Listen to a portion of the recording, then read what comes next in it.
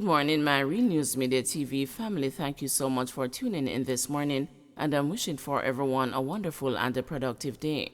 And in the news this morning for December 1, 2023, robberies and the killings of Westmoreland cabbie and the disc jockey connected, says cops. The Westmoreland police on Thursday said the robberies and the shooting deaths of the disc jockey and the taxi operator in the parish on Wednesday are connected. The police source said the gunmen killed the taxi operator, Romy Taylor, in Burnt Savannah and robbed him of a gray 2011 Toyota Voxy motor car. The gunmen then proceeded to use the same stolen Voxy motor vehicle to carry out a robbery and the subsequent murder of disc jockey Dave DJ Mary Barnes in Little London an hour later. The police described the incident as the robberies gone bad. Meanwhile, Barnes' mother said her son called her shortly after the incident.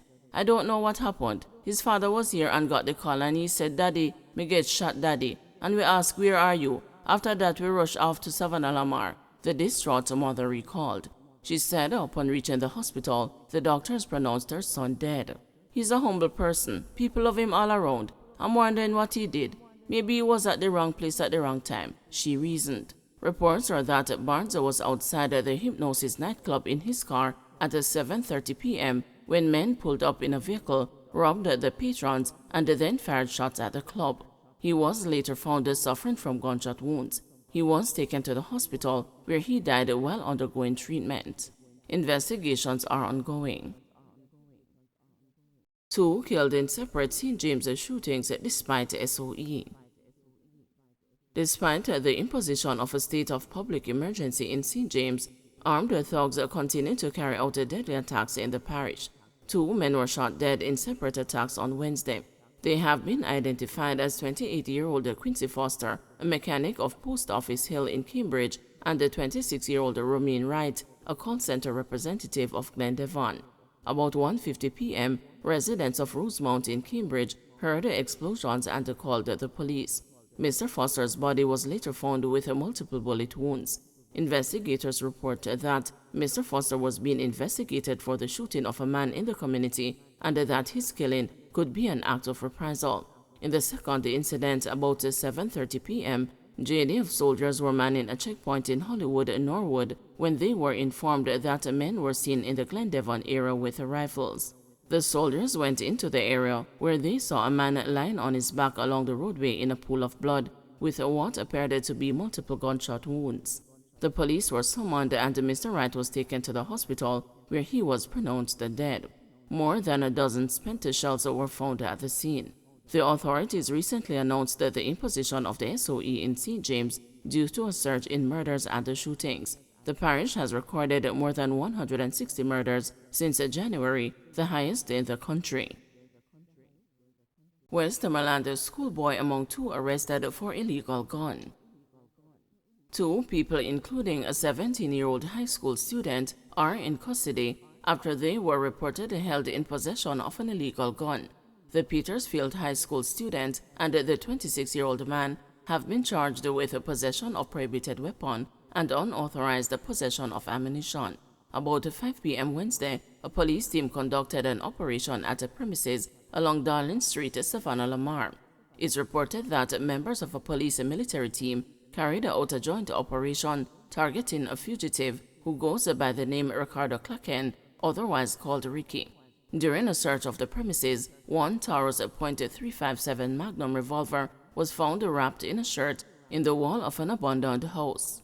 The 17-year-old and the man who were at the premises were arrested and later charged.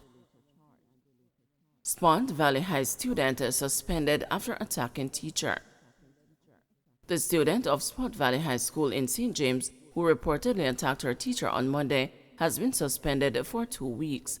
This was disclosed by Principal of Spot Valley High, Richard Thompson, who cautioned that the student is facing further sanction on her return. At this moment, I'm not able to get into details because at this moment it's with the board, personal committee of the board, and I don't want to jeopardize the hearing that is to come. I can confirm that the teacher was boxed. I can also confirm that the student would have gotten 10 days But what I need the public to understand is that the 10 days, it's a process that we go through in the education sector. There's an Education Act of 1980 that we must start out with first investigating and giving the student 10 days, referring her to the personnel committee to do further investigation. The teacher is really going through a lot. She would have been to the doctor and would have expressed her fear of returning to work. And it's right across the board because it is something that we grapple with not only at this school but at other schools. It is just sad that this has happened, and she is still in fear as it relates to the whole atmosphere of the students that she'll be teaching when she comes back to school. I think personally what my school would need is not more dean of discipline, but more maybe social workers to deal with the different issues that comes with the discipline of our students.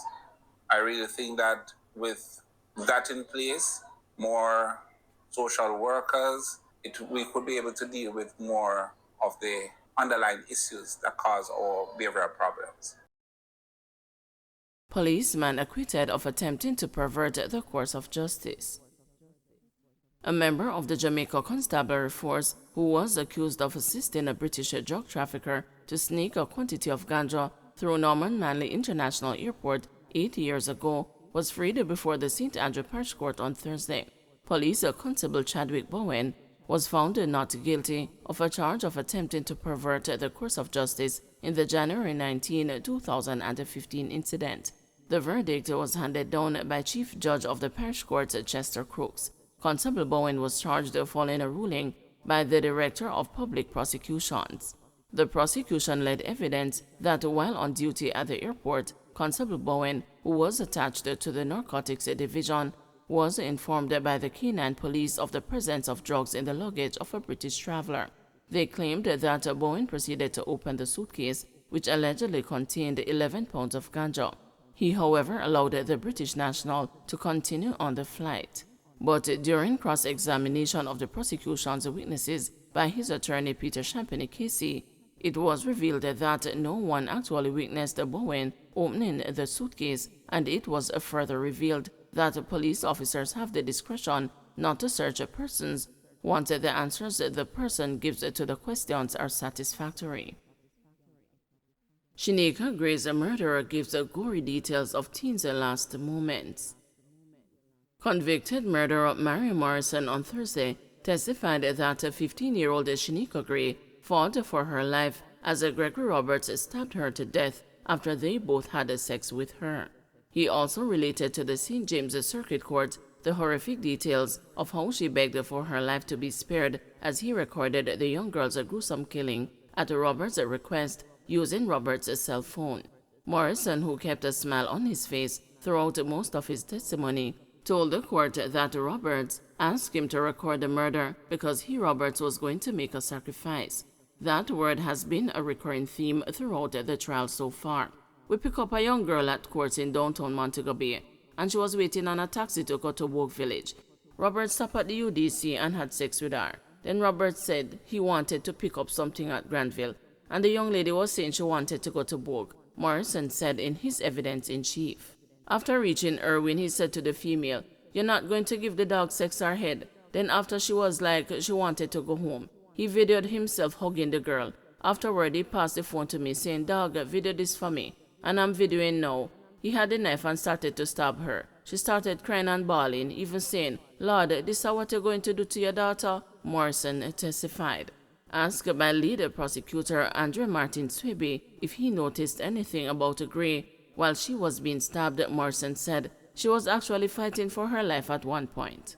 Morrison also spoke of receiving Gray's phone from Roberts the day after her death, placing his SIM card in it and making 2 calls, as well as the role he played in leading police to the location of her body.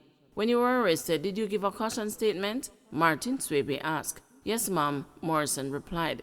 "Did you tell them you had sex with her?" the prosecutor asked. "No, because I was just trying to free myself," Morrison replied. It was also revealed in court that in July 2021, Morrison had discussions with his attorney, and the prosecution and the defense entered into a plea deal, following which he was sentenced to life in prison. However, Morrison stated in court on Thursday that he had intended to enter a guilty plea as early as 2018. How did you feel that night after you had sex with her? Martin Swaby asked Morrison. I was embarrassed because I knew I could have saved her life, Morrison said. When the prosecutor asked the witness if everything he had said was true, he replied, I am telling the truth and nothing but the truth. Under cross-examination, defense attorney Leroy Equiano told Morrison that he had lied to the police in order to implicate someone else. The first thing he told the police is that you wanted to free yourself. Isn't that so? The attorney asked, to which Morrison replied in the affirmative. You said you had sex with her in Irwin. Was it inside or outside the car? The attorney asked. It was outside the car, Morrison replied, adding that Shanika agreed to have sex with him because Roberts instructed her to do so. Roberts and Morrison were arrested and charged with Shanika's murder after her body was found with multiple stab wounds in bushes in Irwin, St. James on February 1, 2017. The trial continues on Monday, December 4. So far, the court has heard from 7 of the prosecution's 18 witnesses in the case against the Roberts.